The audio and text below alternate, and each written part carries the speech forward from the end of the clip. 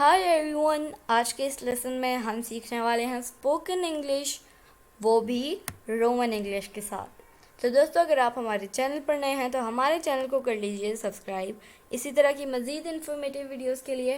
तो चलिए शुरू करते हैं। Spoken English short sentences. वो सिगरेट का आदी है। वो सिगरेट का आदी है।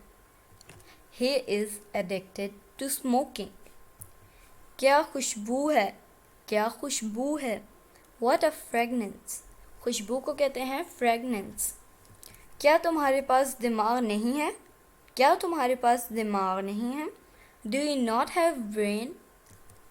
मेरा दिल टूट गया है, मेरा दिल टूट गया है। My heart is broken। तुम्हारे कितने बेटे हैं, तुम्हारे कितने बेटे हैं। How many sons do you have।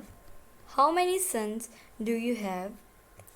तो दोस्तों, ये था आज का हमारा लेसन। उम्मीद है आपको ये वीडियो पसंद आई होगी। आपसे मिलेंगे अगली नेक्स्ट वीडियो के साथ। तब तक के लिए अल्लाह हाफ़िज़।